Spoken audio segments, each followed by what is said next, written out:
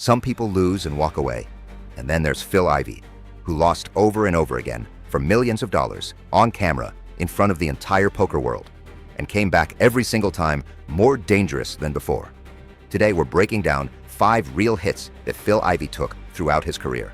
Hits that should have ended him, and hits that instead turned him into the greatest poker player who ever lived. Let's start at the very beginning, the part almost nobody talks about. Phil Ivey didn't come up as some prodigy handed a gift. At 17 years old, he faked an ID under the name Jerome just to get inside an Atlantic City casino and play. He got a few sessions in. Then they figured it out and threw him out. For most people, that's a sign to stop. For him, it was lesson 1. Real access to big poker has to be earned, not stolen. He came back at 18, legally, and started from the absolute bottom, grinding minimum stakes next to drunk tourists and retirees. That's the foundation nobody mentions when they're listing his 10 bracelets. The second hit came in full public view. In the early 2000s, already a known name, Ivey went through a stretch where he kept making final tables at the WSOP and walking away empty-handed. He was the favorite. The poker media was waiting for another bracelet. He left with nothing. After one of those finals, he admitted in an interview that he couldn't figure out what was going wrong. He was technically sharp, applying pressure, controlling the table, and still finishing second. Most players in that spot start tightening up, playing scared, going into pure survival mode. Ivey did the opposite. He stopped focusing on how he lost and started dissecting how he was thinking in the biggest moments. The years that followed, bracelet after bracelet, all the way to 10, putting him in the top 3 in WSOP history by that measure alone. The third hit is the Full Tilt Poker Story. 2011, one of the biggest online poker platforms in the world, collapses. American players can't access their funds. Millions of dollars are frozen.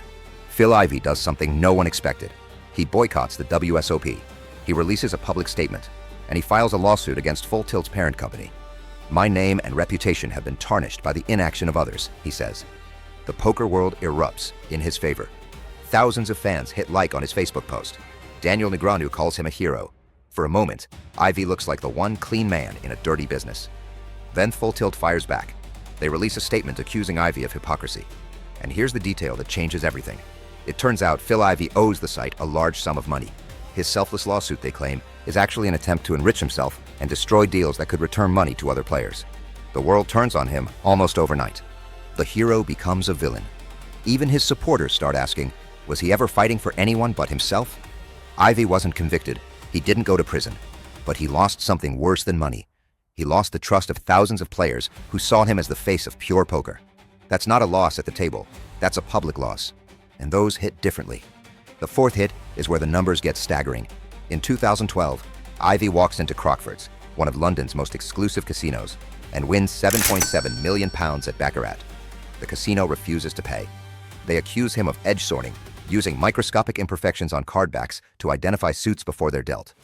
At the same time, Borgata Casino in Atlantic City files a lawsuit against him for the same technique, claiming $10 million. The legal battles drag on for years. The UK Supreme Court eventually sides with the casino. He never sees that money. Borgata wins their case too. This wasn't just a financial loss. It was a public verdict that made the entire poker world ask, where exactly is the line between genius and cheating?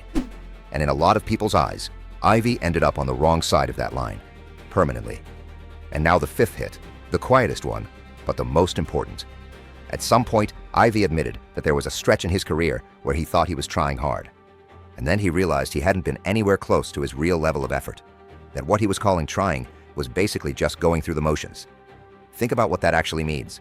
A man with 10 bracelets, with hundreds of millions won in the highest stakes cash games on the planet, looks back and calls that period not good enough. That's not weakness. That's the most terrifying standard of self-demand you can have.